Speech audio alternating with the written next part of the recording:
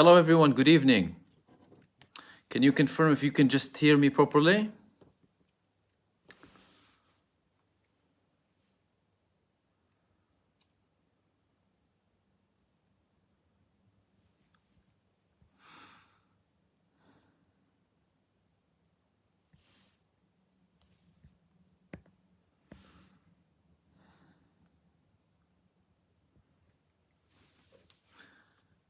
Can everyone hear me?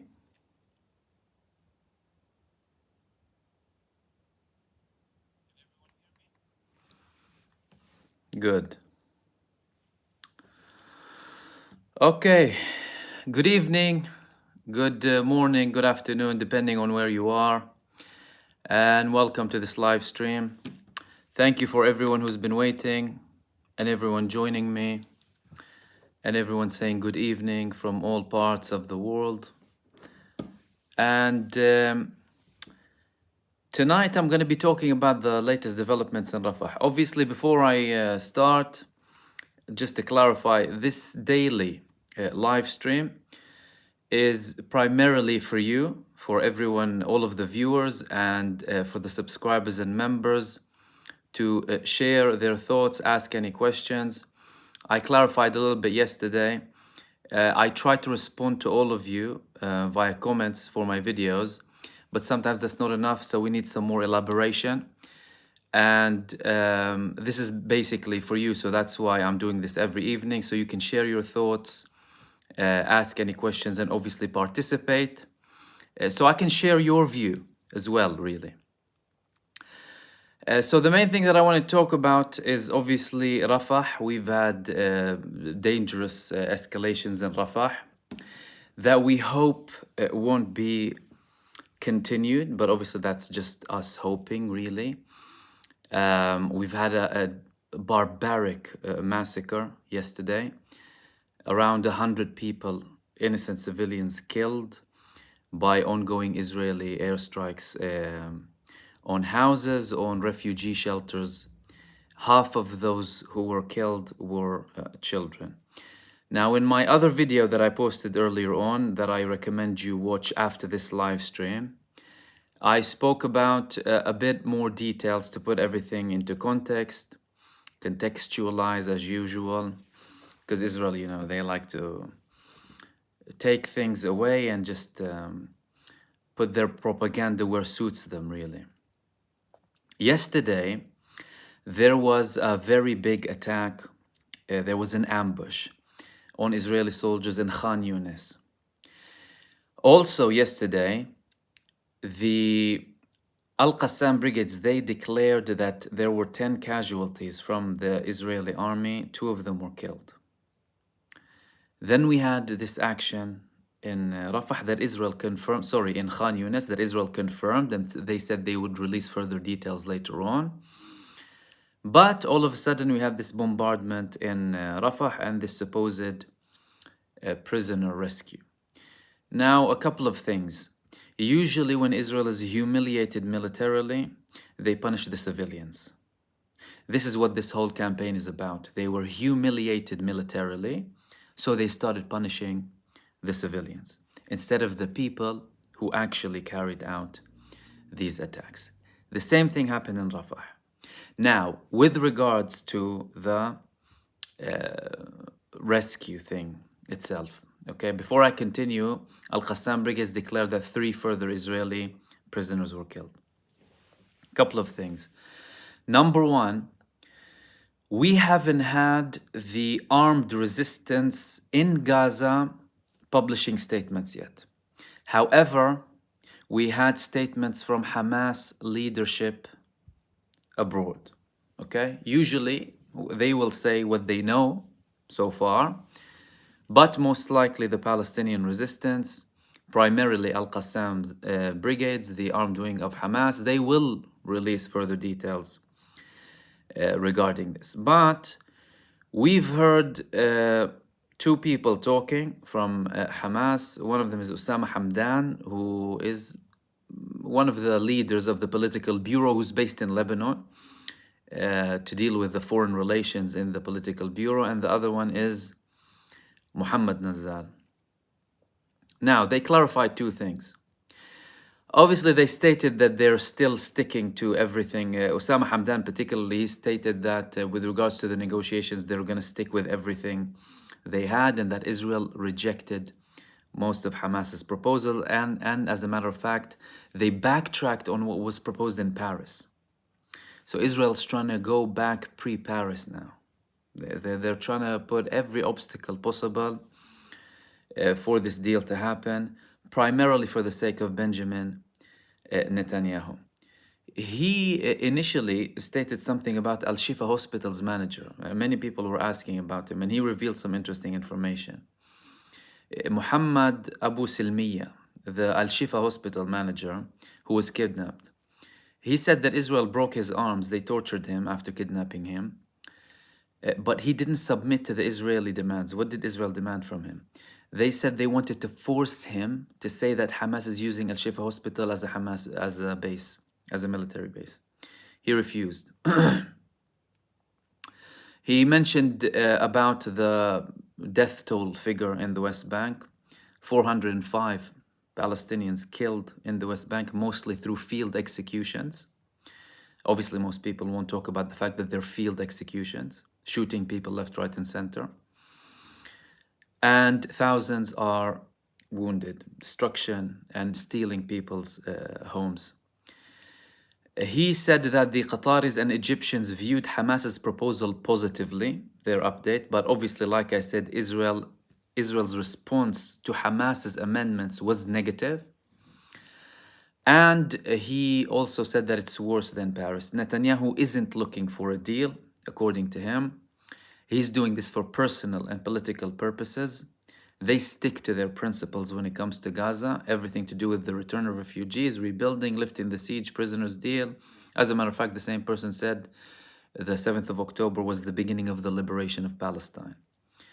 And the Rafah operation goes against the ICJ ruling. Obviously, we all know that. Israel doesn't care about any international law or ICJ or anything of the sort.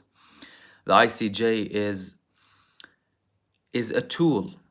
It's an organ. It's the judicial organ of the UN, and we all know that the UN is the soft power of the US. So let no one be delusional when it comes to the ICJ.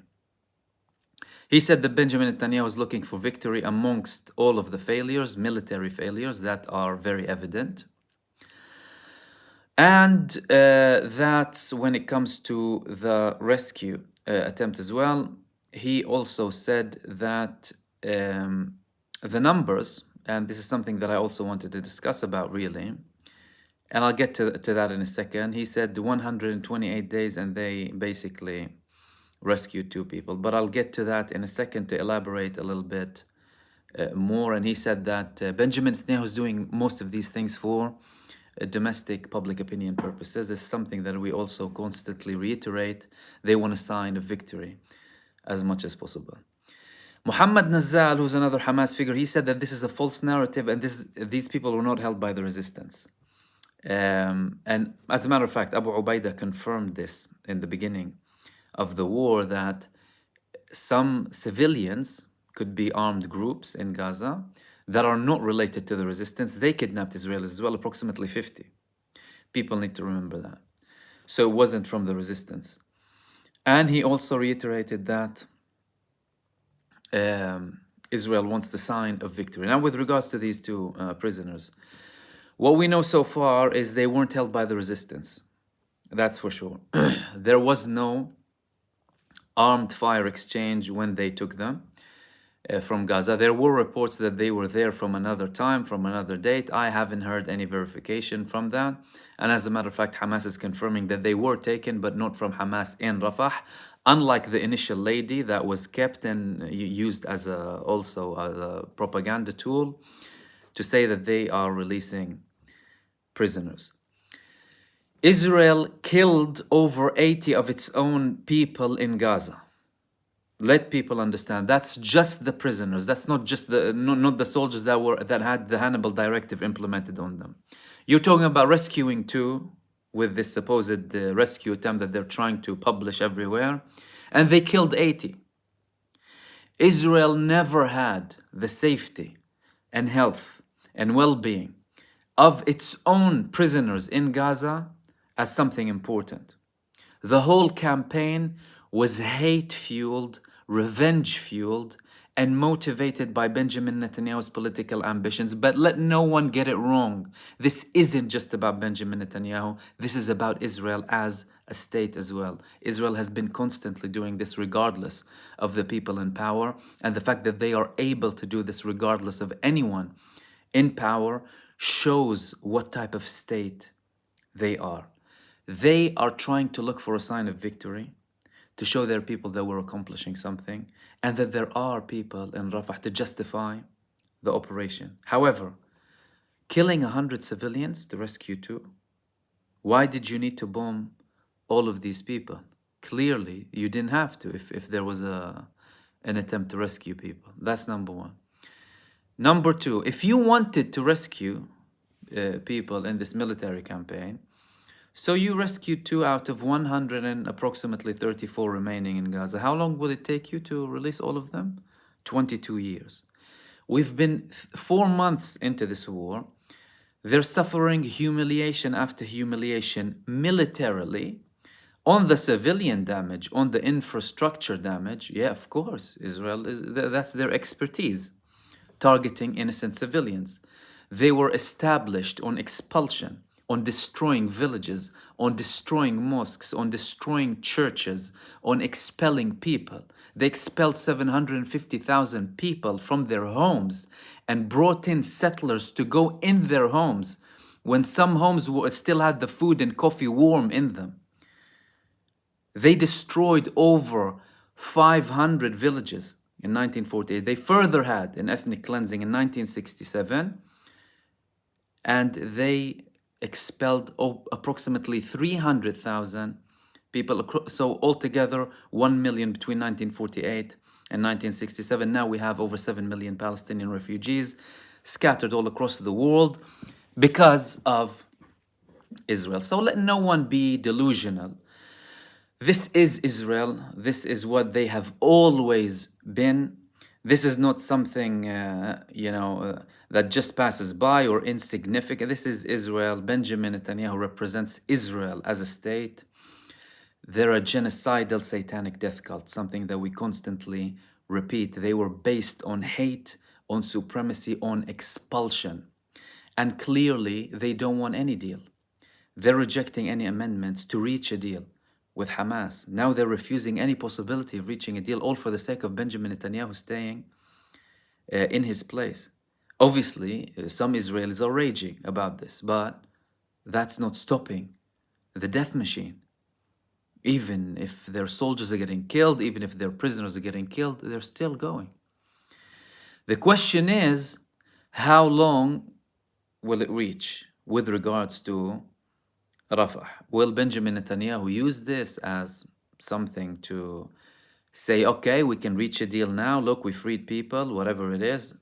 Clearly not, because he's talking about destroying this supposedly 4 battalions of Hamas after they supposedly destroyed 20 across Gaza, which is ridiculous. Again, I spoke about this a couple of days ago. They're still getting beaten all across of Gaza, being humiliated militarily by the resistance. The only thing they brag about, and their soldiers even publish these shameful videos, proud of themselves shooting innocent civilians, shooting even sheep in the streets, and destroying and looting. This is what they're good at. It clearly isn't the end, although we don't want to see another catastrophe. But the Wall Street Journal reported that there is a plan to have many refugee tents to the eastern part of Rafah. Jane Farris, thank you very much for your super thanks. Pleasure. Thank you for what you do. Thank you so much. So it doesn't look like they're going to stop there. It looks like they will continue. The question is, how long will other countries tolerate it? Clearly, they've tolerated worse than this. This is the worrying thing. They tolerated the destruction of Al-Ma'madani. Did you forget that? 500 bodies piled up, and they blamed it on the resistance. And there were these shameful people trying to blame it on the resistance. Imagine that. Daniela Modus Cutter, thank you very much for your super thanks. I really appreciate all of your super thanks. They mean a lot. So let's hope, obviously, it doesn't continue, but it doesn't look like Benjamin Netanyahu is going to stop there. He knows that his fate and his future is tied with this war, and he is looking for any desperate attempt to get an image of victory or extend it as much as possible and drag the US and potentially other countries into a wider conflict, all for himself, not for the Israeli people, not, of course, not for the Palestinian people. They don't even believe that a Palestinian people exists. They believe they're just Arabs who came from all across the IG to me. Thank you so much for your super thanks. Thanks, Mahmoud. Allah yatik al-afiyah. Any ceasefire updates? Yes, this is what I'm talking about. Israel just rejected the proposals, the amendments that were made by Hamas. And clearly, it doesn't look like they're looking for any solution, because Hamas officials said that Israelis' response to what they did, to what their amendments were worse than Paris. So imagine that. Moose YT, thank you very much. So, I mean, these were the main subjects that I want to talk to you about today. I'm sure some of you will have questions or comments about this that I will be happy to address. Excuse me in advance if I'm unable to reach, obviously, all of the questions and comments. But greetings to everyone who's sending greetings. And obviously, I appreciate every single input. I'll try and reach the most crucial comments or most relevant to this topic. Terry Lynn Nelson, thank you very much. Excellent reporting. Thank you very much. I really, really appreciate that. Anyone sending super thanks. Gunting is saying my YouTube comments get censored by just mentioning Tantura. Look, I'm not surprised. And again, Navila Bella, thank you very much. Jazakallah khair for all what you do. And you, thank you so much. YouTube, obviously there's algorithm, and we face it as content creators too. Anything to do with monetization, the words that we speak. However, what people need to understand is, when you talk about YouTube, you're talking about a massive company. They have their responsibilities, they have their duties. Most of the world watches YouTube. They need to be careful, obviously. And to an extent, I understand trying to filter some sort of messages, because people online, they tend to use language that they wouldn't use face to face, because there are no immediate repercussions, right? So they obviously take that step. And I think, I mean, us as a community and people who speak, obviously, you need to try and get past it by delivering your message. But, you'd want to avoid tricky words or potentially like harmful words, stuff like that. But saying that, people should still feel free to post whatever they want. And I sometimes get comments, for example, that are automatically published. Some comments are not, and they might be lighter. So something is related to certain users. You need to understand that. So if people flag you or whatever, that could have an effect. So, and I mean, this is why I reiterate really, and I have guidelines for the live stream as well, that, we can deliver our message without using any language like the other side uses, by the way. And, still make a difference.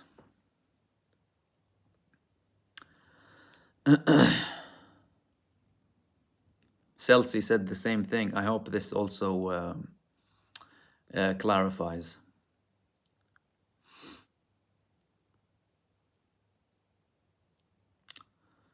Brahim is with me. Welcome to the live stream.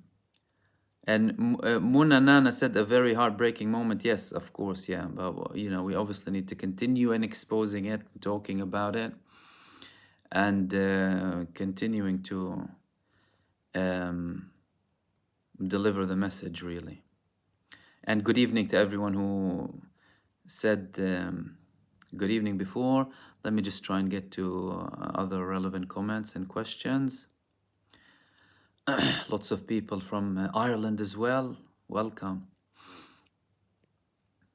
Azores, Italy. Okay. Let me... Okay. Muna Nana also said, I can hardly enjoy my meals thinking of the people of Palestine. Just the thought of what they are going through make me shake to my core. The horror of is unthinkable to me. Look, it's the same with me, really. Whatever you do, you think about how you're getting on with your life, and people are going through these horrors. And when it comes to basic things, really, like drinking water, having a roof on top of your head, eating, hygiene, being able to take a shower, being able to go to the doctor, feeling safe, not fearing that you might be bombed in any second. So I totally understand. I'm the same thing, and I restrain myself from watching because we access everything, right?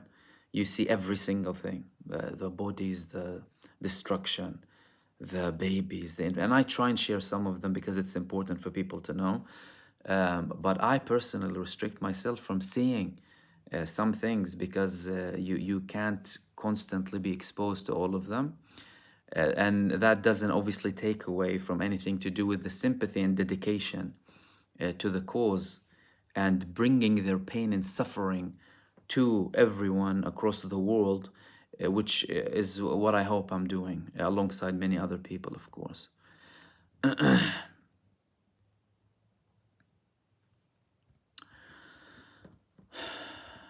Uptown Bay Area, I believe what you said, Netanyahu said he doesn't want resistance to claim victory.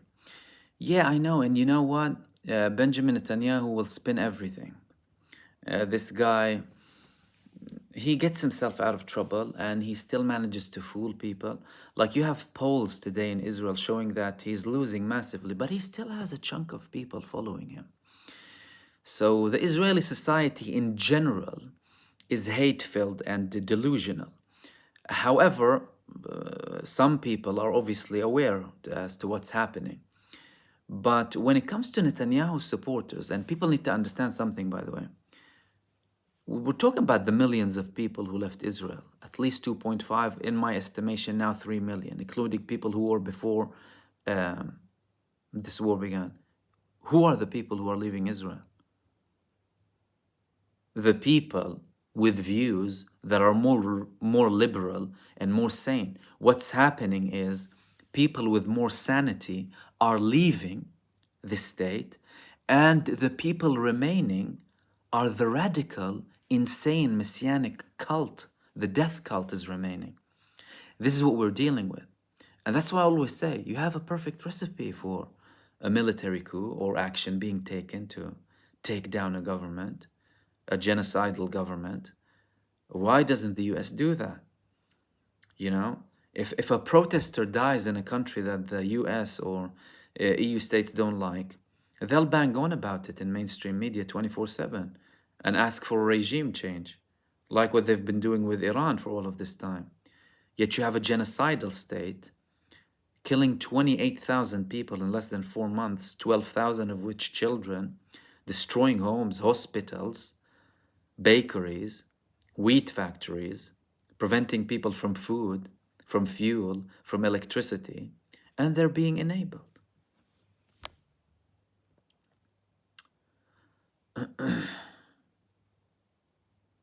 Cynthia, hi, thank you for this live chat. Truly appreciate you and your thoughts. You are very calming and gentle with your analysis. Thank you very much. I really appreciate that. Peace is very much needed in these situations. Thank you. No problem. Appreciate it. Well, I do my best to really try and remain calm as much as possible, because the easy thing is to have, you know, these immediate responses that we all do, right? But at the end of the day, we want to talk about something and get to a solution, and you need a level head, right? Sanity to do that.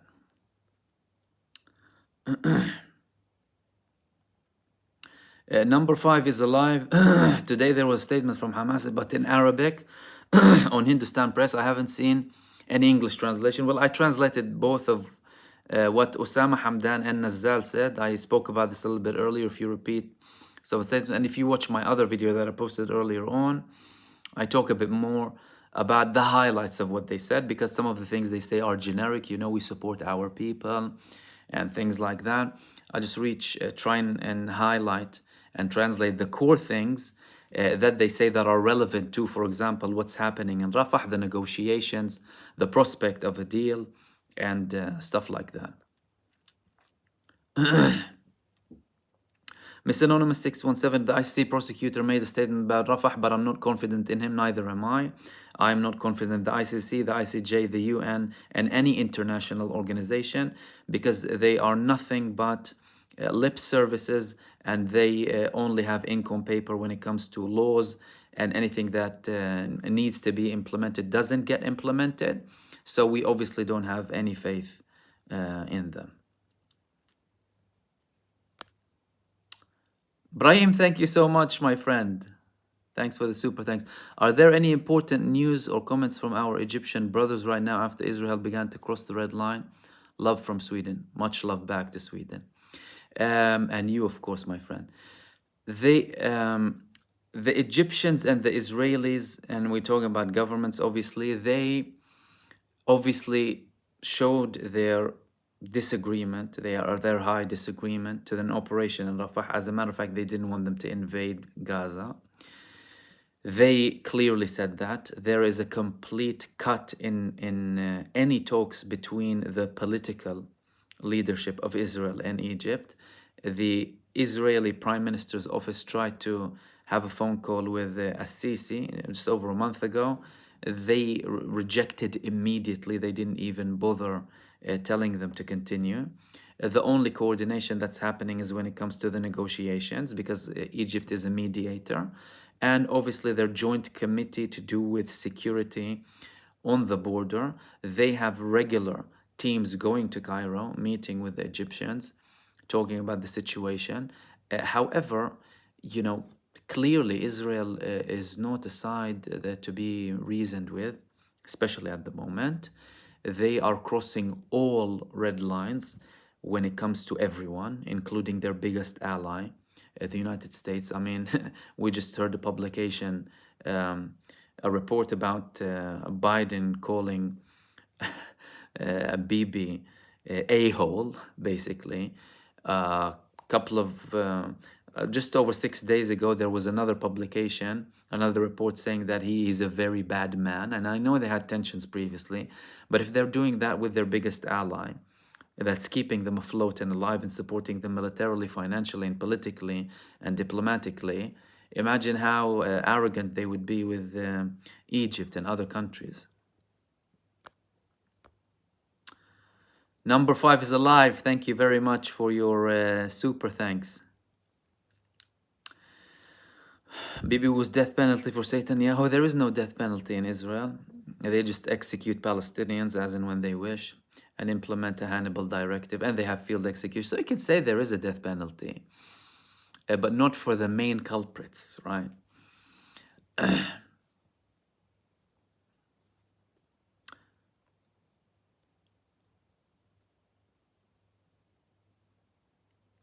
Equilibrium, good evening, my brother. Strength and prosperity to our brothers and sisters in Palestine. Absolutely. Thank you so much.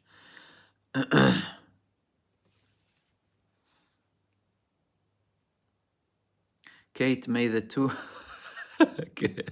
rescued. My God, I totally understand how you feel, Kate. A foreign object, thank you very much for your super.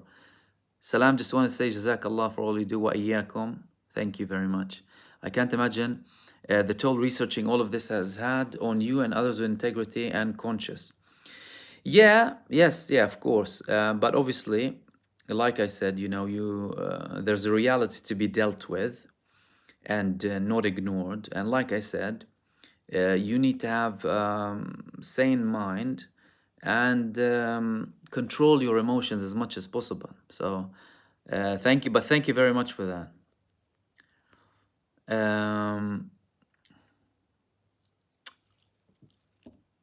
Leslie Ann Mills Gomez, I'm so exhausted, my heart breaks for the Palestinians. Everyone, isn't it? It's like most of us. RSA Khalid, I am here for the nuclear convo. Could Cairo get hit? Look, the delay in response, the taking it to the last second, the hesitation, many of these things are potential contributors to knowledge of potential repercussions. Nuclear is an option for Egypt, yeah, because Egypt, if Egypt is nuked, they're a little bit further away from Israel. I mean, Israel would have nuked Gaza if it wouldn't affect Israel. Imagine that, a genocidal, satanic death cult with a nuclear weapon. They've been banging on about Iran for the past 20 years. Oh no, no, nuclear project, even though they didn't have any nuclear weapons. Yet you have a country that's shady about its nuclear project and is being enabled, and it's proven it's genocidal, and it threatened to use it. Imagine that. But, you know, with Egypt, really, there are lots of things to be calculated before anyone starts nuking anyone, because once you open the nuclear worm that we hope will never be open, it's a devastation for humanity. So we hope really it doesn't reach that stage.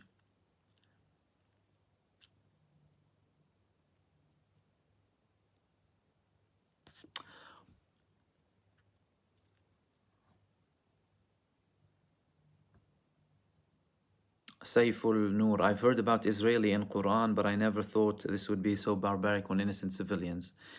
Yeah, I mean, Bani Israel are mentioned in not a very nice way in the Quran. But the only thing we need to distinguish is the historical Bani Israel and those who claim to be Bani Israel.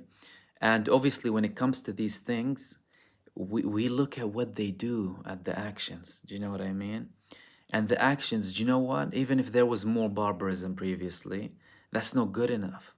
You know, we shouldn't be living in a stage, in an era, in an age where things like that are possible. People sitting comfortably in one part of the world and people getting bombed in tents and are starving to death without any aid. That's something beyond comprehension. It's a stamp of shame on humanity as a whole, on all of us, by the way. Not just the governments, but the people too. It's awful.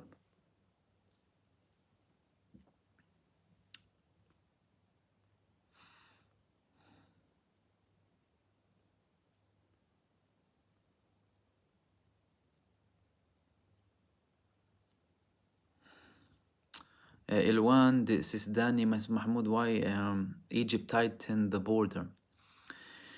If you mean the recent measures of an extra protection layer post the Rafah border, that's to anticipate a potential bombing of Israel of the Rafah border.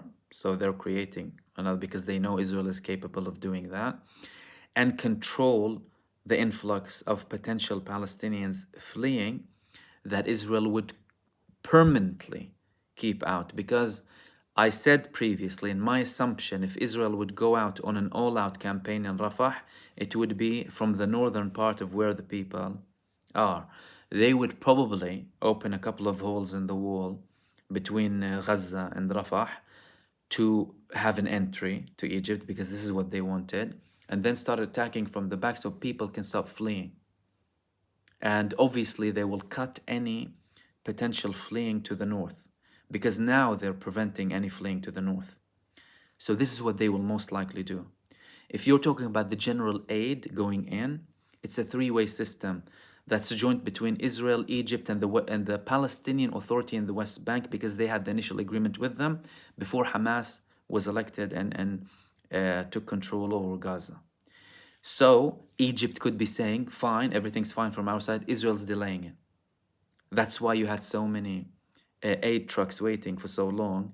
Egypt was indeed allowing them to open, but Israel, imagine how ridiculous that is. And I also criticize this from an Egyptian point of view, because when you talk about genocide happening, you scrap all of the agreements with that country. It's as simple as that. There's human urgency that's more important than any agreement, I'm afraid. Falhad Mahmoud, thank you very, very much for your super. I really appreciate it. Thank you very much.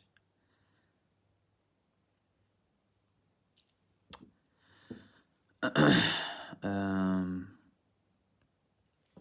Sprinks, I like your comment.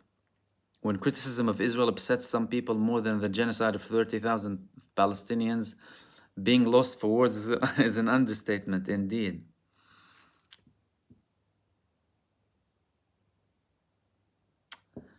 Five X's. Will Egypt open up the border for Palestinians as the bombing keeps going? Look, Egypt knows what Israel's planning to do. Israel is planning to expel the Palestinian population of Gaza permanently. They already dehumanized them. They consider them to be human animals. We all know who the human animals are. And they want to expel them permanently. Egypt wants to prevent that. Egypt wants to prevent that because they know that when they go in, Israel would take military control over Gaza, which is what they are claiming that one of their aims is. Netanyahu said a couple of days ago, and he reiterated previously, we must have ultimate security control from the east of the Jordan River. So that's the whole historical area of Palestine. What does that mean? We're in charge. So Egypt knows that. They know that if they allow that, it would be on them as well that the Palestinian case was ended and they were in charge of the Nakba of the people in Gaza. So people need to understand that they're not in a position that anyone envies. Do you know what I mean? They're in a difficult position. They didn't choose this neighbor, neighbor that they have for all of those years. And they're trying. Obviously, there's criticism about the level, about the urgency, totally understandable. But when it comes to certain things, they know what the repercussions could be, especially when you talk about Palestinians in Sinai. Do you think the Palestinians would stop, calling for their rights, or they would stop planning anything against Israel from Sinai? No. And when that happens, what's going to happen? Egypt is responsible. Why? Because it's your territory. So Egypt as a state is in charge. That's what they constantly tell Hezbollah, for example. If you do something, the whole Lebanon is in charge. That's why they attack Beirut. And obviously there's another element to it that they actually target civilians. This is how they operate. And Egypt knows that.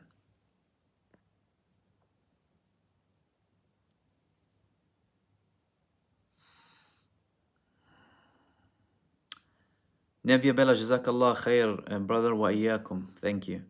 Appreciate everything you said. To describe them barbaric settlers is the truth. Us minorities know the truth, and no media can tell us different. Free Palestine. Yeah, absolutely, of course.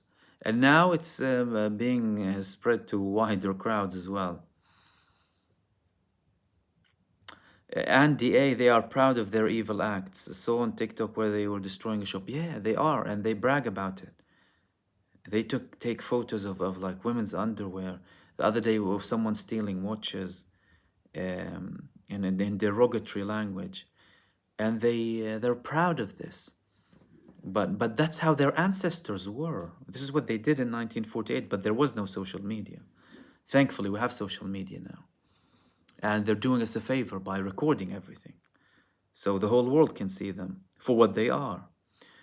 And obviously, Hamas's attack, which led to this, is just highlighting. Israel committed this genocide. They published their atrocities to the whole world to see exactly what they're doing.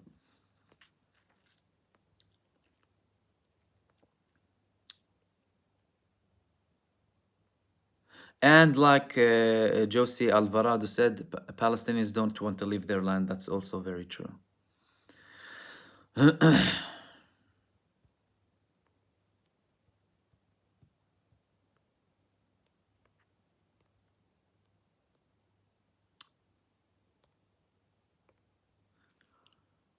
reach your other comments and questions.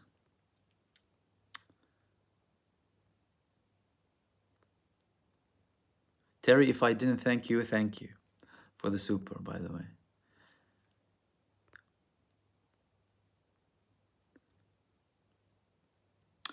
Damas, the WHO estimates that 250,000 may die of disease and famine by mid-2024. If this keeps going at this pace, then there is a very high likelihood of this happening. Obviously, again, we hope not. We hope there's a temporary deal. But so long as the core is not dealt with, the core of Zionist apartheid supremacist Israel is not dealt with, the conflict will continue. Lee M, thank you very much for your super. Rabin Mahmoud, brother, thank you for taking the time to daily investigate to share with us, means a lot. Pleasure.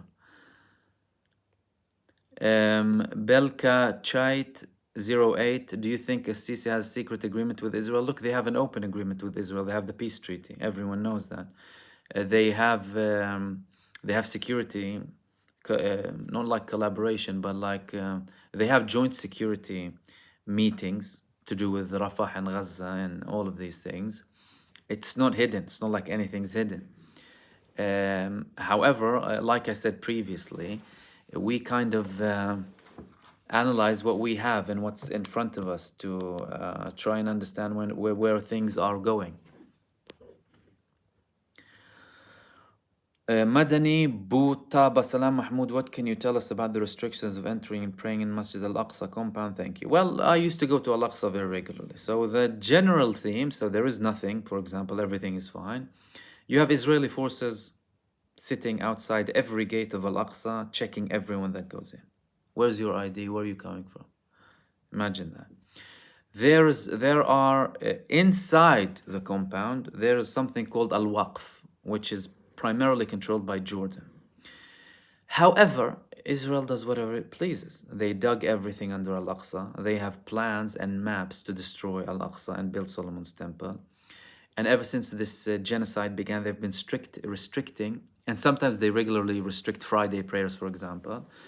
But now they're restricting more heavily when it comes to Jum'ah prayers, for example, Friday prayers. And they divide them into age groups. For example, it could be over 45 or 50, for example, and stuff like that. And sometimes people pray outside, and they start attacking them. They'll throw grenades on them. I was once there when that happened, to me personally. You know, they start attacking people, and they start coming and they want to hit you with their guns or whatever, gas bombs. You know, I know people who were arrested next to me, friends. So that's the normal theme in Al-Aqsa.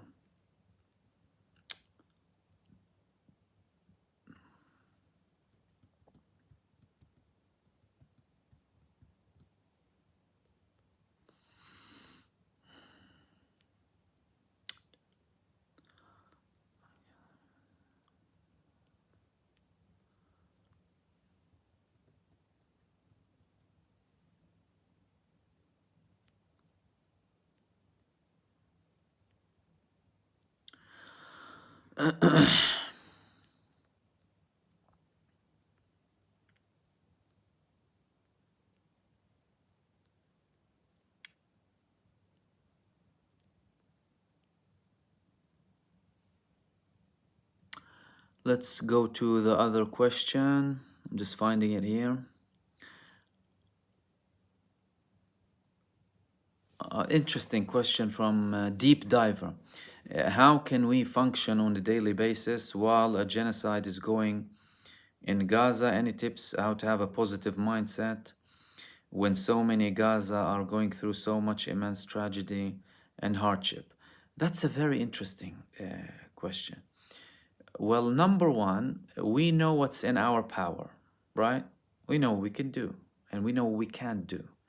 When something is outside of your reach, right, you know the actions that you can take. If you do them, feel good with yourself. You should.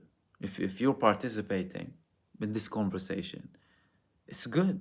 If you're posting a comment, that's good. If you're sharing something, even if it's for 1 or 2 people, and even if you don't see a very big effect, it's good, because these things are important. And at the end of the day, You know, we don't have power in terms of like a state or whatever. We're just people talking, right? Raising awareness. But this is something very important. Um, Obviously, like for myself, you know, prayers are important too. And trusting that things will take their course. And for every good thing, you know, you'll have to go through hardships. Changes don't come like all of a sudden. French Revolution, 70 years. Algeria took them 1 million martyrs to get rid of the French occupiers. Many nations that were liberated went through years of enslavement and injustices and genocides. And the Palestinian case isn't very different.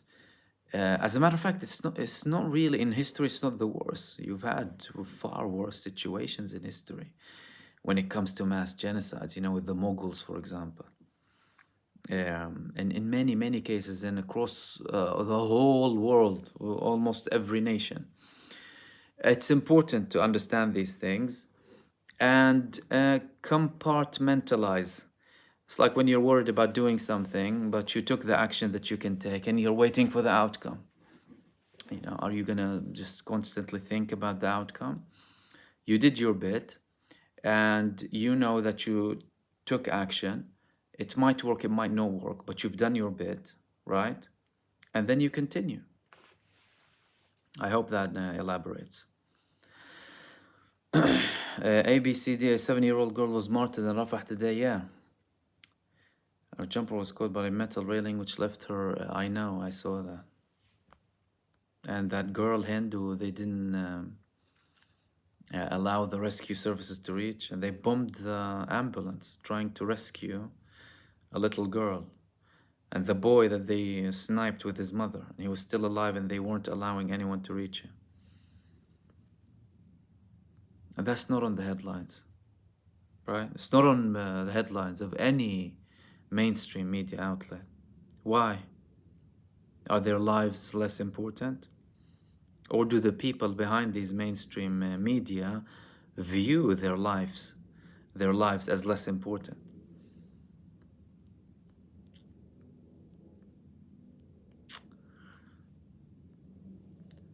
Damas today is the Palestinians, tomorrow it is us. That's so true. You know why? Because if you enable something like that, you automatically justified it against yourself. Well, what are you going to say tomorrow if you enable something like that to happen? It can happen to anyone at any point, right? Because you justified the act. That's why they lost the argument from the beginning. Okay, Hamas attacked us, we want to kill everyone. Hold on a second, didn't you say they killed people? Although Israel killed its citizens on the 7th of October. Please remember, right? The Nova Festival and the helicopters, Kibbutz Be'eri and the tanks, and the Israeli witness statements. Always remember who massacred Israelis on the 7th of October. Hamas took down the Gaza division, and they took control of many parts of Israel. Well, remember the statements of the Israelis who were there. But yeah, like you said, if you justify it, well, you justify it against yourself.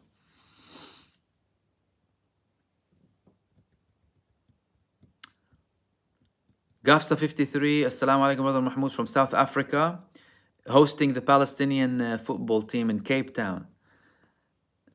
We continue our efforts and never lose hope. Amen. Yes, indeed. Amen.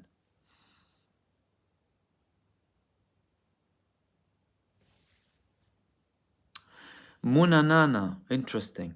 What can be done, do you think, in real time with immediate effect to stop this brutal occupation? Firstly, the enablers. It's not just Israel, it's the enablers. Who's the enabler?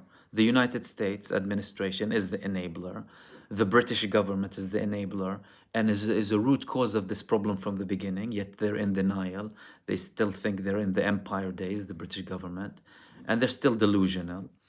The EU states that support it, the Arab states that are silent, but primarily it's the United States of America, because they are supporting, obviously the government, they are supporting them with everything that they need. Cut off the support, threaten with embargo and sanctions, group action. What you did with South Africa, right? Although many people support South Africa to the last breath, including the British government. They used to imprison people who were protesting against apartheid previously. So the main thing is to stop the enablers. The enablers are in many ways worse, because it's like you have a psychopath patient in this room, and someone comes and gives him the keys to go out to a weapon store and shoot everyone. Who's worse? The psychopath is a psychopath. But the person enabling him, he's really malicious. Antonia PI, could tell the freeing of 2 hostages was dubious because the mainstream UK kept showing the reunion scene every 10 minutes. Of course. But the children in administrative detention for years in Israel, they don't show them. Those who were killed, those who were tortured to death, they don't show them. Why should they show them? They show the Israeli side. Poor Israelis, you know, hostages from Gaza. That's the hypocrisy. That's the hypocrisy, the immorality, and the racism too.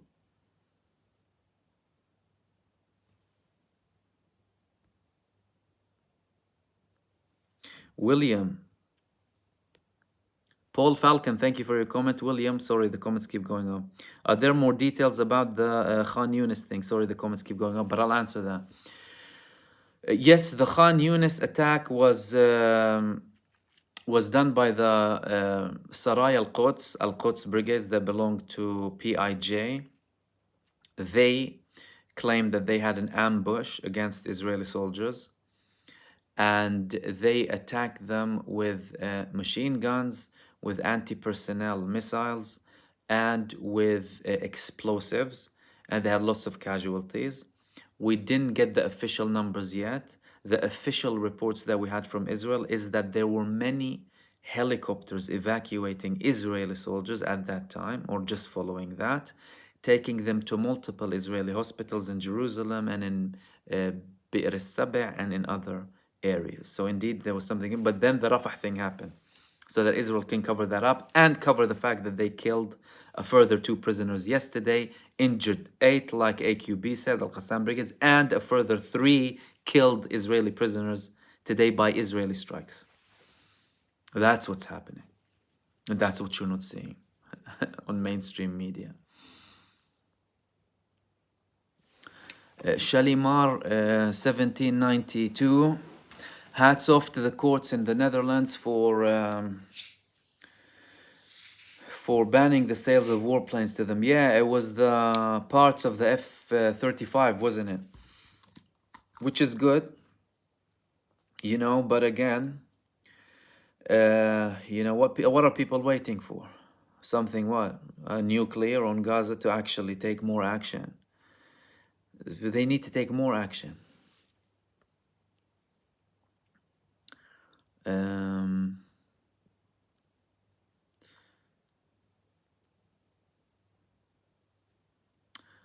GAF 53, inshallah, Palestine will be free. May Allah subhanahu wa ta'ala reward you for your efforts and time to inform and update daily. Thank you for tuning in. You're more important as well for watching and just contributing. Thank you, all of you. Kirk is here at last. Thank you for your membership. Kirk is one of our dedicated members who always comments and shares his good views and ideas. And that's important. That's really important. You need to know that.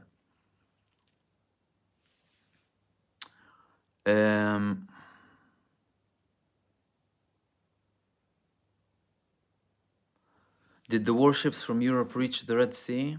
Well, there's the British and American ones. Who's adding more? I mean, initially from this farce coalition, many of them just sent like 2 officers or something to this coalition. It's mainly the US and Britain active with the Air Force and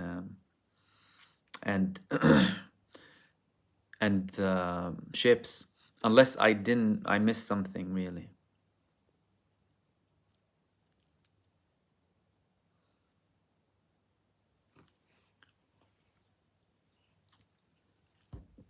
Taylor Samhouri, I had an Israeli friend from 10 years ago, called me up yesterday to give his condolences. Where did it go? Sorry. And let me just go back to the guy. I keep popping up. But Taylor was saying about an Israeli friend who contacted him to pass condolences and saying Allah is with the Palestinians. Look, yeah, like you have many Israelis who realize that. And that's why many of them are leaving.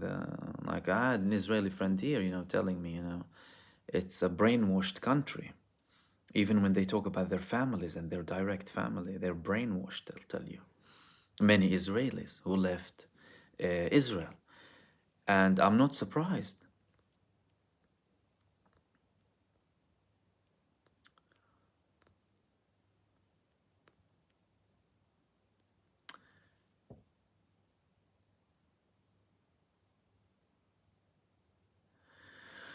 Irma Galvan, thank you for your membership, Irma. How do Israelis feel comfortable living in a place where there is so much tension between the people of the area? Isn't it better for everyone to live in harmony? Their rationale and violence is crazy. Well, some of them do have rationale, and they want this to end.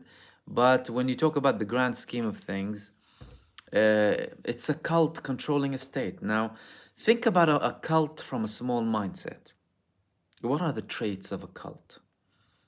Manipulation, control, a psychopathic leadership, a distorted mental system. Imagine that on a state level and the population. Not very far from Orwell's 1984, really. They can show you whatever they like, but that's the situation. And like I said, many Israelis who are more liberal leaning, they're leaving Israel. Who wants to live in such a state? They're talking about the Jewish state and the most safe place for Jewish people. It's the worst place for Jewish people. The worst thing that ever happened in history for Jewish people is Israel. They are the worst thing. They're talking on their behalf, claiming that they represent them, although the roots of it are non-Jewish, right? And look at what they're doing. And we constantly have to say that they don't represent Judaism, because they want to drag you into the idea of the fact that they represent Jews, which is false. Many Jewish people oppose them. I know many of them inside of Israel and outside of Israel. So that's the situation. And this mindset is being enabled by many Western countries, by the UK, by the US. Many leaders here claim they're Zionists, for heaven's sake. Imagine that. Proudly saying that I follow an ideology that views humans as more, and some other humans like, well, what's different than you and Churchill when he was talking about the Aryan race, for example? Same thing, same ideology.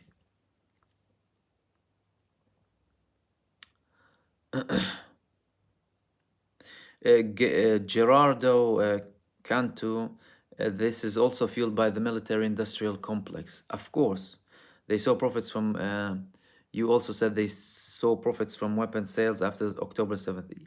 Absolutely. Look, the military-industrial complex is one of the main problems. And I even highlighted that in my book. They profiteer from wars. They contribute to the hate fueling and the dehumanization of people, to brainwashing their own population to become cannon fodder for the military-industrial complex. And they're linked with the pharma industry. Why? So the military-industrial complex, they will send American and British troops, for example, to Iraq and Afghanistan, bring tens of thousands of them, if not hundreds of thousands, with PTSD. 22 commit suicide per day in the US. That was a stat not long ago.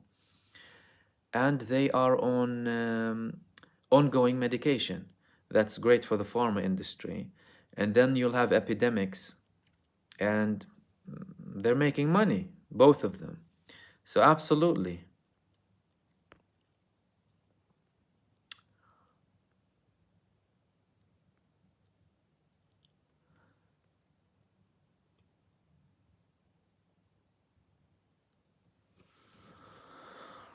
Madani Butaba, as an Algerian and a Muslim, my honest dream is for us to meet and pray in Masjid al-Aqsa. Inshallah, we will.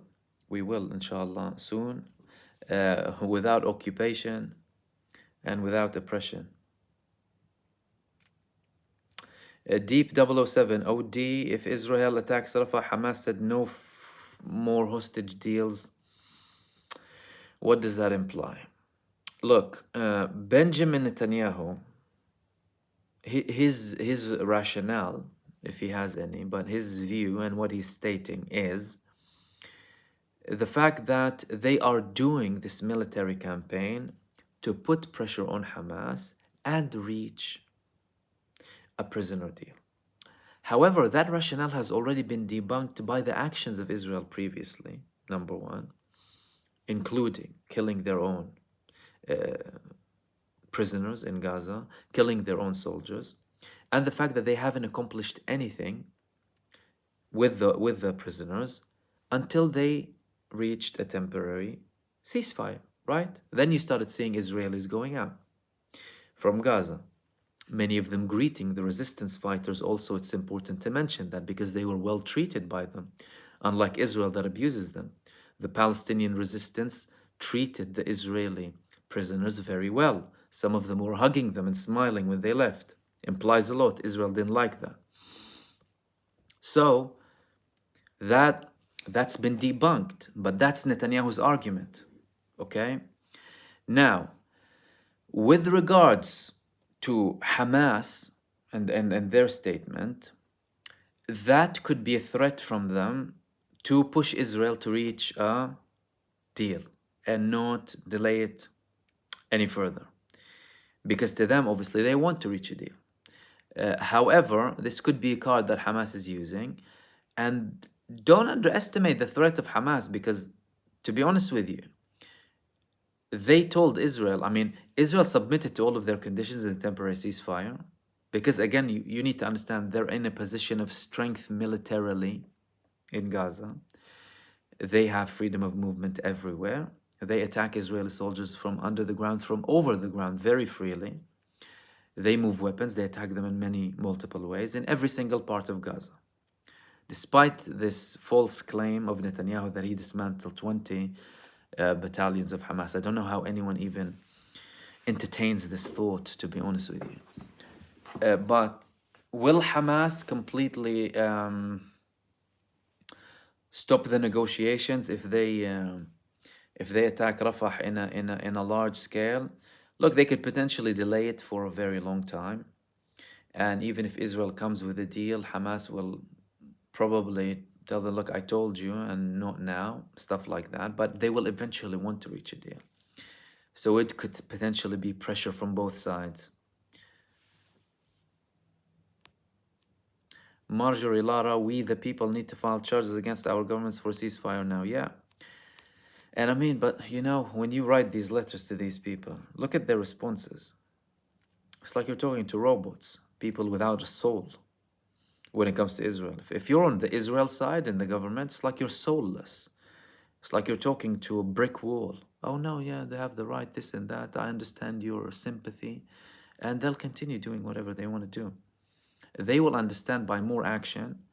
They will understand by more activity, more everything, action, whether it's online, offline, protests, all of these things. Some of you have Palestine Action, for example. They take actions against factories and stuff like that. All of these things are important.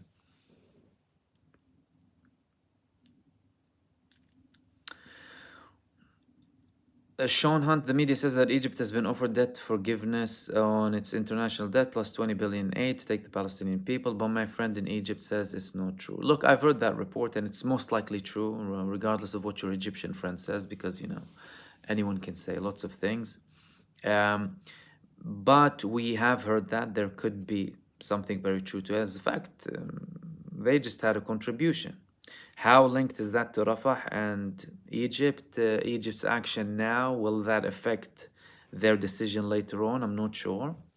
But they have had offers, according to multiple reports previously. Look, it could be not true, but then again, these people, if they buy politicians, can they try and bribe states? It's very likely that they will.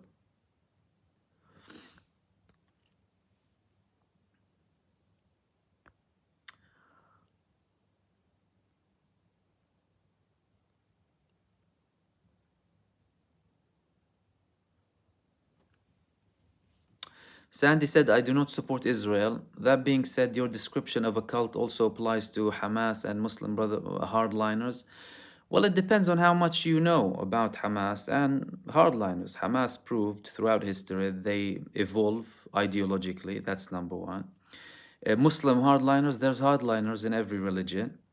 It's not exclusive to Islam, like mainstream media has been showing us for the past 20 years.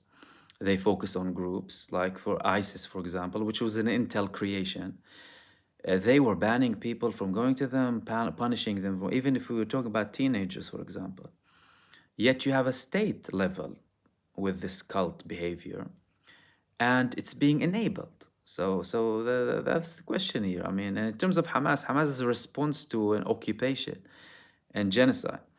So the notion that Hamas is even similar to the cult in Israel is absurd, to be frank, because you're talking about an occupier and the response to that occupier.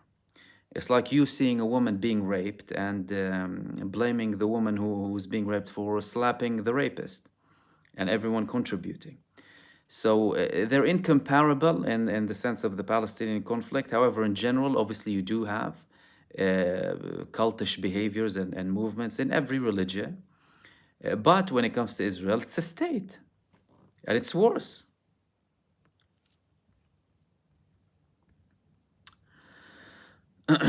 Mo Q, what's your theory about what's going to happen next, especially as they start slaughtering Palestinians in Rafah? Look, we don't have much hope from any international intervention, because when I saw the bombing of Al-Ma'madani, when there were 500 bodies of Palestinians who were treated in the hospital and seeking refuge, and the world turned a blind eye, and I'm talking about world governments, and people shamelessly were trying to blame the Palestinian resistance. You don't keep a lot of hope, do you, in countries? However, it would cause more rage. What level would that rage reach, right? Politically, politicians are seeing the impact that the movement, the international movement against this satanic death cult and tyranny, is getting momentum. They're feeling the pressure. And obviously, the main thing that can change things around is Egyptian response. Egypt responding or not responding, enabling, not enabling, this will obviously change things heavily.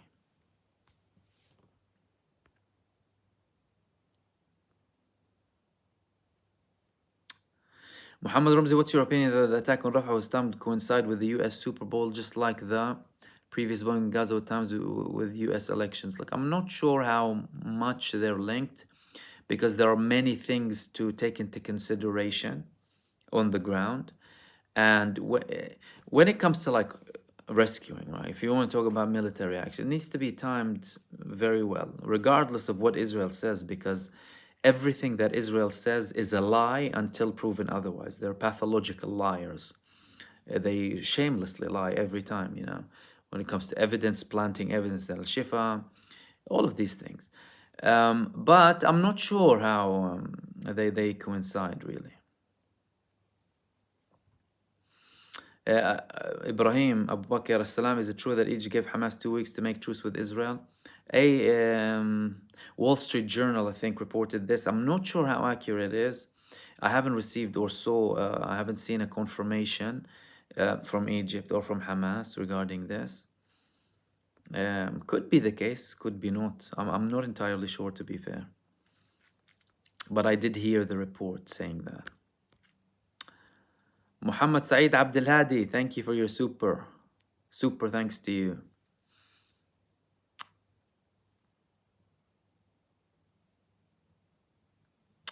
Khalid Razak, that cult has very deep pockets, but when dollar interests are threatened, they'll back away. I'm sure the ideology is superficial, no depth. Look, they have money. I mean, the last thing Israel is worried about is money.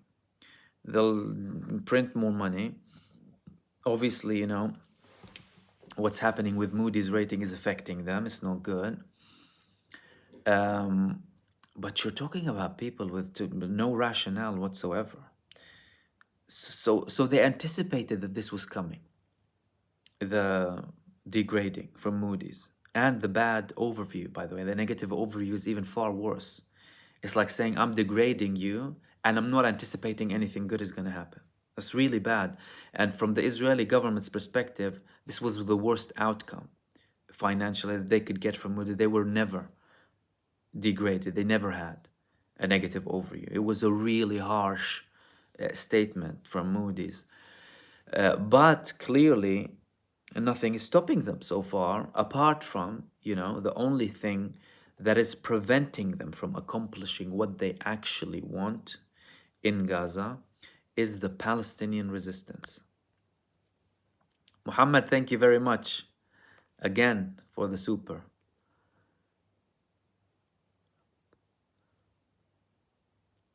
Falhad Mahmoud, Assalamu alaikum wa rahmatullahi wa barakatuh. Wa alaikum assalam wa rahmatullahi wa barakatuh. Mahmoud, is any aid getting into Gaza? Yeah. I mean, on average, there's 200 trucks going in a day. Hamas, with their amendments to the Paris papers, they wanted to bring that up to 500 a day, which was the normal number that was going in before the war. Gaza needs 500 trucks daily for trade, for basic necessities, all of these things.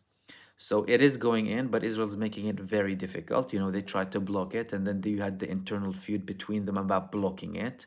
The police didn't want to enforce action. The military had to send a brigade, which led to conflicts between the defense minister and the national security minister. There was even a soldier imprisoned because he wanted to prevent the aid, but the soldiers told him, we're following orders. That's from Karam Abu Salim, Israel.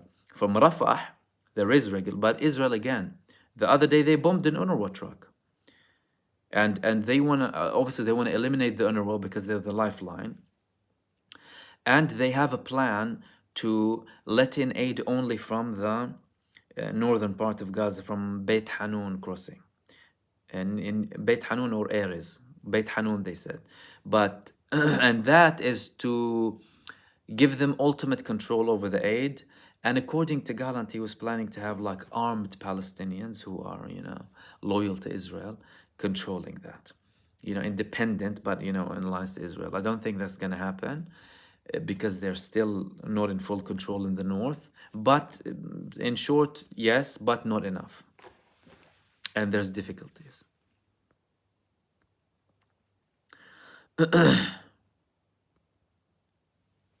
Celsi, why is Abbas so irrelevant in this all? What is his role? I really don't understand this part. Well, he's been irrelevant for a while. Number one, he's the president of the Palestinian Authority in the West Bank. That is directly linked to Israel, and that moves within Israeli, as in under Israeli agreement by Israel's authority. Israel has a lot of hold on the Palestinian Authority in the West Bank due to their agreements, due to their holdings on them. Whereas Hamas from Gaza, Hamas are liberated from Israel. These people sacrifice everything for their rights. So he's irrelevant because he's in the West Bank. That's number one. Number two, because he isn't popular within his own movement. The people are not big fans of him. He has lots of problems. And he hasn't done anything significant to Palestine ever since he sat there. So he's totally irrelevant. Deep 007, how do you see this war ending, OD? Two options, either a temporary solution with an ongoing conflict, or an ongoing conflict that might escalate and end Israel as we know it.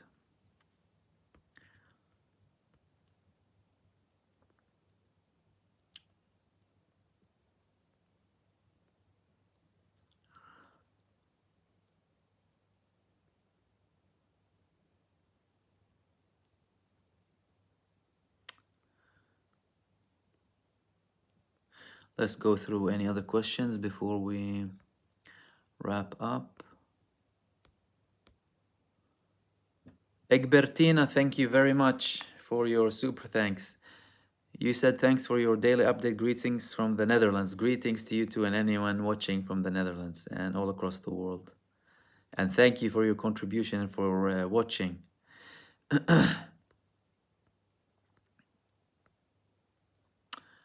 Okay.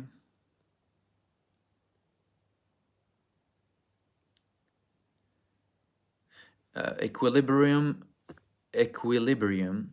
Brother, could you talk about Indonesia filing lawsuit against Israel, the ICJ, please, if you haven't done so already? I haven't commented on that, but what I would comment wouldn't be very much different than the other comments in general about the ICJ, because they already ordered Israel to stop their genocidal acts because they're signed to the Genocide Act preventing genocide. What did Israel do after it was ordered to prevent, take any measure, and they were very detailed? They killed over 2,000 Palestinians. They killed children. They killed babies, women. They prevented aid. They attacked aid trucks. They're still committing genocide and ethnic cleansing attempts. They're still dehumanizing Palestinians and bragging about it. They're still calling them names. The ICJ can do nothing because the ICJ is an organ of the UN, which is a tool for the US. Simple. The only thing that can change is if the US changes. If the United States, they stop Israel, they stop funding them, stop supporting them, and impose action, impose a blockade, threaten them, like you did with South Africa. Even harsher.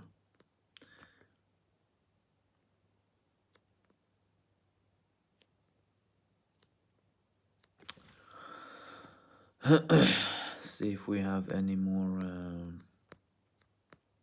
comments.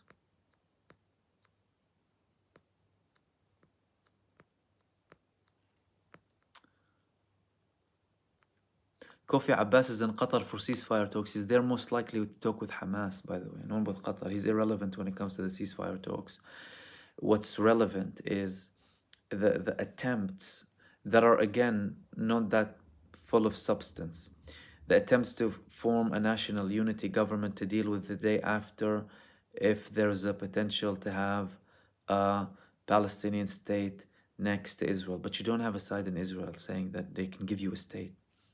They don't want a state. They're repeatedly saying we will not allow the existence of a Palestinian state. Even the opposition in Israel is saying that. So really the talk from Abbas should be how he can take some action that will put pressure instead of supporting them in the West Bank.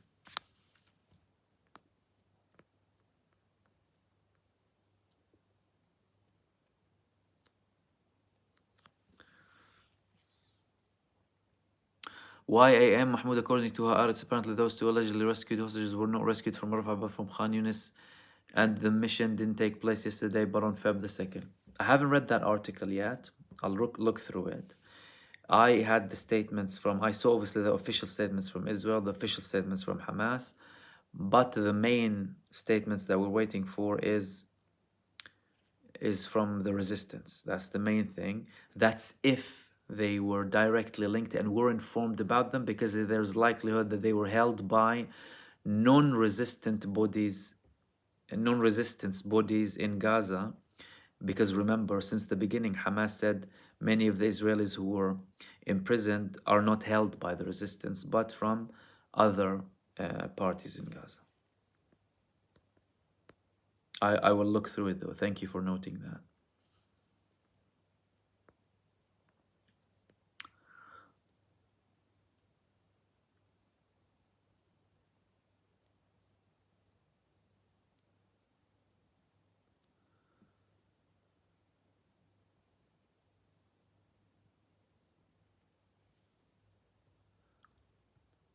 S.A. Javed, how do you pronounce Rafah in Arabic? It's with the ha, basically, which is difficult for any English speaking or non-Arabic person to pronounce, like Dad or Dha or Qa, but it's Rafah. It's pronounced. You'll mostly hear it as Rafah, right?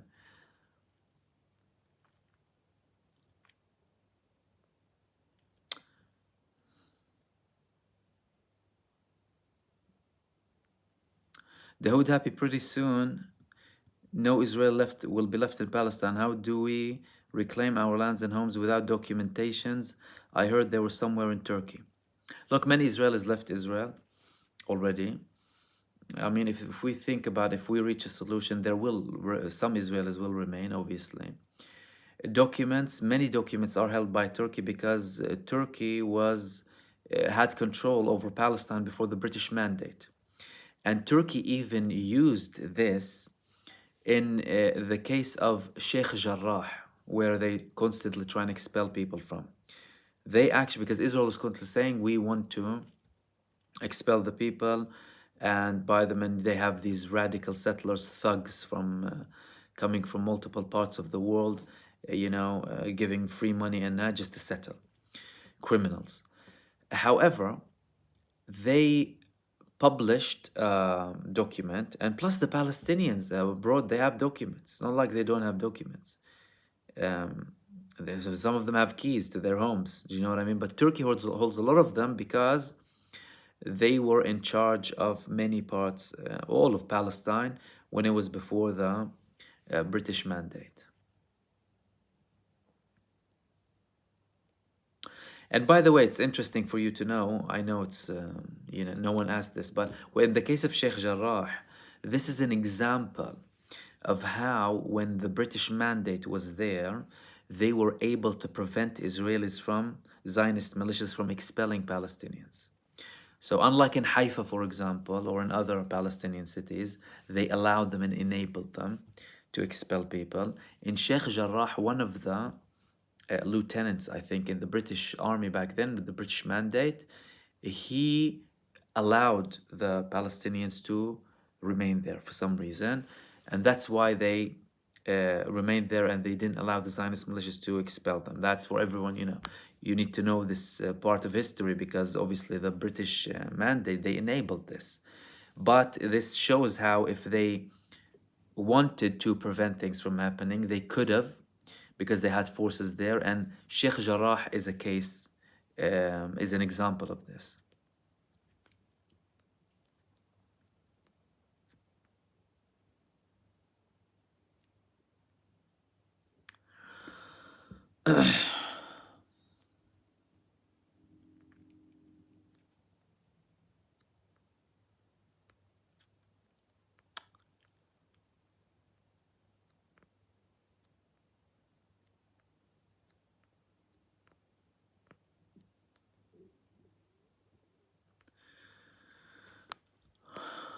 Okay, let me just check if we have any more questions before we wrap up.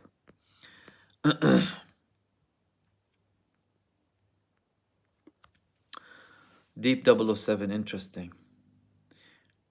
Is the current situation going to Hamas plan? Look, Hamas knew when they did what they did on the 7th of October that Israel might behave in a completely outrageous manner. They didn't anticipate the level of military success in terms of the military action against the Israeli military. They even said that. They said, we didn't think it would be that easy to start reaching our occupied territories.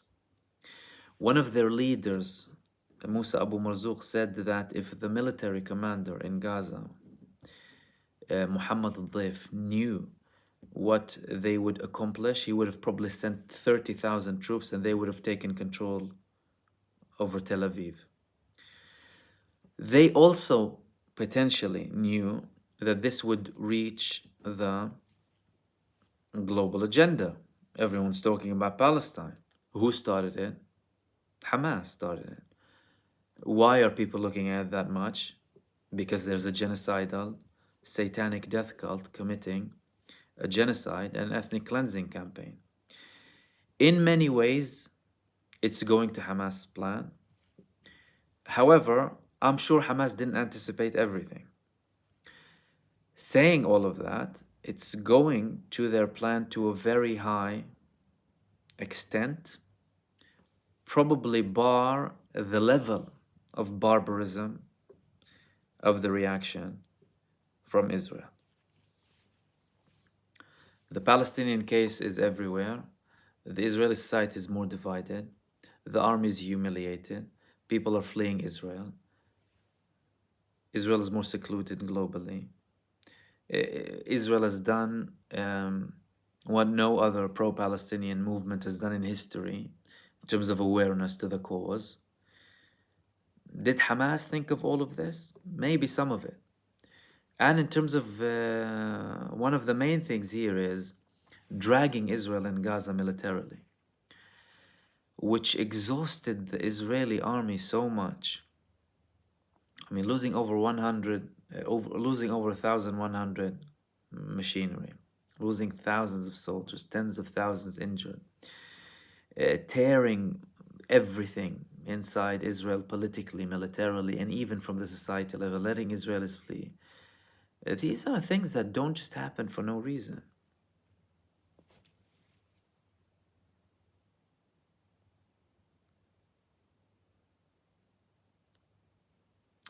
Musa Ali Mahmoud, once those evil khubatha finish with Rafah, what will they do next? Where do both parties go from here strategically? Look, I mean, Rafah wasn't on the line initially. That's the thing. Israel, what it's doing now, is just doing every single thing that can escalate. They were always talking about North Gaza, and they haven't finished with North Gaza. They're facing problems in North Gaza. Then they said Khan Younis. And obviously, since the beginning, they had attacks on Rafah, right? But not with the intensity, not with the intention that they do now. Now they're talking about a whole campaign to supposedly get rid of the brigades. Rafah could be one of the two things. It could be one other step of another escalation just to continue escalating because Israel is just provoking as much as possible. Two, the final attempt to expel the Palestinians in Rafah. They know lots of them are there. They probably waited for more Palestinians to flee the south because many of them are still in the north, steadfast, strong. They waited for a certain number to go down south, and now they're thinking now is the time for us to take action in Rafah, because if we take action now, we will force them to go out and we will cut them off going to the north.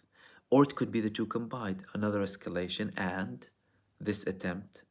Two, after that, we will only know depending on the developments, because it's obviously we can have our projections, right? But so many things are important to know, and it's important to see certain steps before we establish an idea as where things might go to. Any update on Hezbollah? That's from Faris. Are they increasing activity? Yeah, they used their Iranian-supplied Falak missiles today on multiple parts, on Branit and another base. Nothing too significant. Israel tried a couple of targeted assassinations in Lebanon, including on Hamas members in Lebanon. They were not successful. And I spoke about, if you haven't seen my previous video, about them deploying their biggest division on the borders of Lebanon, Division 36, which is a very dangerous escalation, by the way. And some people are seeing it as either a potential threat to Hezbollah, just like a warning, you know, we're here, or a move before action, because like many people thought the same when they deployed their reservists in around Gaza. They thought they're threatening Hamas, but they ended up invading. And by the way, one important thing here, the thing that could be delaying the Rafah whole attack on Rafah, even though I think they'll mostly use Air Force, excuse me, is the lack of preparation from the military. Like we spoke a couple of days about Netanyahu meeting with Halevi and them having disagreements over Rafah. Okay, the military is bound by the political leadership in Israel, but when the military is not ready, you just withdrew so many divisions and battalions from Gaza and you send them to Lebanon, And you're telling me about attacking Rafah, a ground invasion, when there's lack of competence, lack of um, willingness to fight. They don't have enough troops. So he told the IDF chief, if you called off any reservists, if you gave them a break, call them back. This is what he said about Rafah. So the lack of preparation could be another thing that's delaying the action, because they're being humiliated militarily all across Gaza. What do they want to do in Rafah? Do they think Hamas doesn't exist in Rafah? Do they think they don't have like brigades in Rafah ready to fight them, waiting for them like they were in the other parts of Gaza? They are. The invisible Muslim, love you from London. Love you too, London. Everyone in England.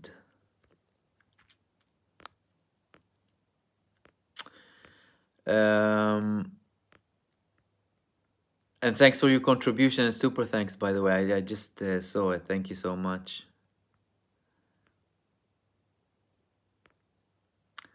And Khalid Razak, thank you very much for the super. Sorry if I'm delayed with the comments, because there were many of them and there were relevant comments as well, and questions. Sandy says, thank you for your live stream. I do not support religious governments of any form, Christian, Jewish, or Islamic. I enjoy the honest discussions and I hope for a quick, peaceful end to this. Yeah, thank you for joining in. And look, I mean, the thing here is, you need to understand, the thing is not religious, there's a political problem, okay? But the interesting thing with this is it's associated with so many different things. That's why many people show interest, because you're talking about the only Jewish state, supposedly, right? You're talking about indigenous people. You're talking about a colonial thing. So you're talking about religion, you're talking about politics, sociology, and history, and psychology, and military, right? And it's important to talk. And I personally, I happen to be born Palestinian. I'm not supporting this because I was just born Palestinian. Obviously, there's a strong affiliation because these are my people and I will stand up for them. And I consider them to be like my children and my brothers and my sisters and my parents there. But even if any other human being was going through that, I wouldn't be moral if I wouldn't stand up with them, regardless of their religion or... as a matter of fact, if it was the opposite, let's say if it was a Muslim majority country oppressing Jews that way, I'd be on the side of the Jewish people being oppressed. I wouldn't be supporting my country. That's why people need to understand these things. It's very important. People like to always affiliate religion because Israel is using it, by the way. Israel wants to label any criticism to it as anti-Semitic, which is malicious in intent. Now, we spoke a lot about the term anti-Semitism and how its use in the beginning of the 20th century was suspicious as well, because if you want to talk about anti-religion, say anti-Jewish. What do you mean anti-Semitic? They wanted to create an ethnicity for Judaism. It's like me saying, if you criticize Saudi Arabia, you're anti-Islam. No, I'm not. I'm criticizing a country, right? And there's a big difference. That's why we distinguish between, Jewish people, Israeli people, Semitic people, and Zionists, because we're talking about a conflict, regardless who is involved in it. Are you going to be on the right side or the wrong side of history? Are you going to be a silent devil, or are you going to speak up for what's right? Doesn't matter who you are and what your background is.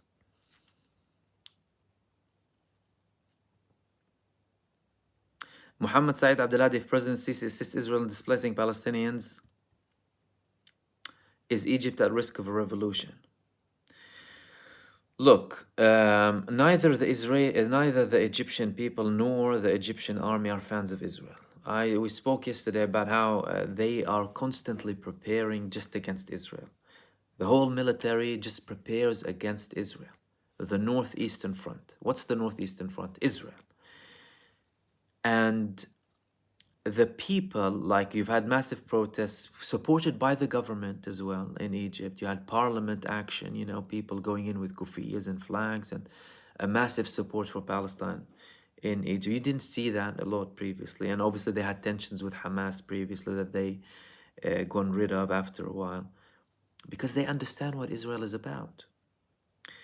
And regardless of your view, again, about the Egyptian government or al-Sisi personally, the military knows Israel. And, you know, they are the biggest military next to Israel. And they're the biggest threat to Israel. Now, obviously, their historical approach is trying to de-escalate, be diplomatic as much as possible. But the Egyptian government can't risk taking something so blatant to support Israel. You know, people are frustrated for the lack of action, let alone taking action that will be deemed as supporting Israel. You know, there could be a risk. There could be a risk of, you know, unrest in Egypt if that happens. But I doubt they will take action. Okay, some people already went to sleep. Judith said, "Tasbah ala khair, good night." That's if you went to sleep. Okay, let me see if we have any other comments.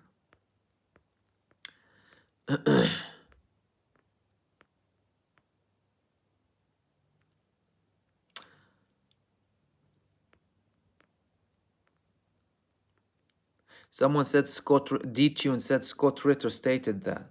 Yeah, Scott Ritter, he has a brave stance when it comes to this. In terms of, like, obviously the man has military experience. He's been in Israel. He dealt with them. And obviously he talks interesting things. No thing. Hi, Mahmoud. I caught the live. I'm in California, Los Angeles, so not so easy. Yeah, I know. That's why I do it usually late. Welcome. Ari Magoo, any chance the US will stop this nonsense? Look, it's increasingly more tense. This is what we can say. Blinken's visit was a catastrophe. Yes, you know, I know you can say they're still supporting them. We need action. I say the same thing. We need action. I know. But they're not in a great relationship. I mean, Biden's calling him an a-hole. He said he's a very bad man, okay? And obviously we need to see action. But the United States is not really happy with Netanyahu and the Israeli government. Why did they take out their aircraft carrier and warships when things were still very tense and it was at a risk of escalation, when their whole purpose was defend Israel? Why did they take them? Why did they limit certain supplies of things? Why did Blinken try and meet with the IDF chief? Why are they bad-mouthing the American administration in close circles in Israel that some of them come to the surface? Stop the nonsense? Look, we hope so. Doesn't look like it so far. And obviously it's underwhelming, obviously, because people need to understand the US is the enabler. It has a bigger even responsibility than Israel in many ways. So I'm not hoping, I'm not expecting much, but we obviously hope for and call for things to change.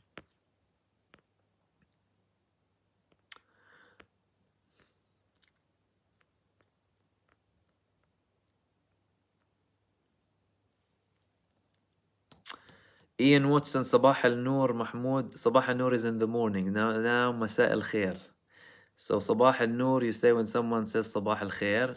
So this is مساء الخير and مساء النور. Just come back from the gym. Interesting. What session did you have today? Chest or back or legs? This war is now at a critical point. It is at a critical point. And we hope it doesn't, you know, escalate too much. But I'm giving you like the latest updates on it.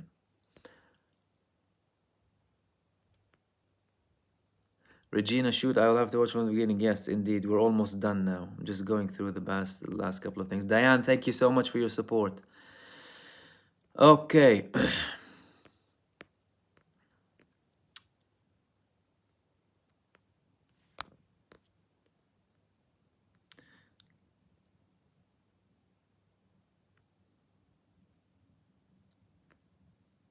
Thank you all for all of the nice comments. I'm just passing through to see if we have still any questions before we wrap up.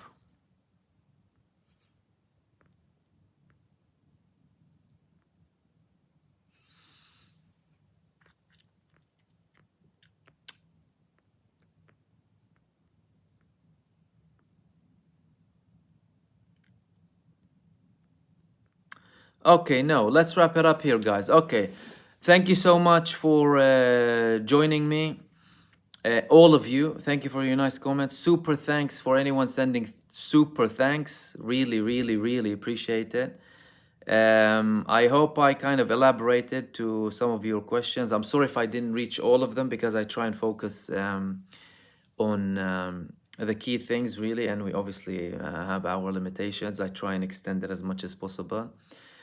But thank you for joining me as usual. I'll be with you every day, every night, obviously 10 GMT, and obviously it might be morning or afternoon depending on where you are. We had California today, which is great. The other day we catch someone from Australia. We caught someone, which is good. And obviously you can watch it again later on. It'll remain on my channel. I'll still post the normal daily video as discussed. But this main live stream is really for you, for elaboration, for questions like this, so we can go through other subjects as well. I know I sometimes talk about other things when you ask a question, but I think it's just as important as dealing with the question itself. And I'll hopefully see you soon tomorrow, right? If you have any ideas or thoughts, by the way, you can post them as soon as I start the chat or on my community tab, by the way, because I post every day, you know, about the live stream generally. Thank you for all of your comments, every single one of you. And I'll see you tomorrow. Have a good night, obviously, or day or afternoon, depending on where you are. And I'll see you soon in the next video, hopefully tomorrow. So take care. Bye.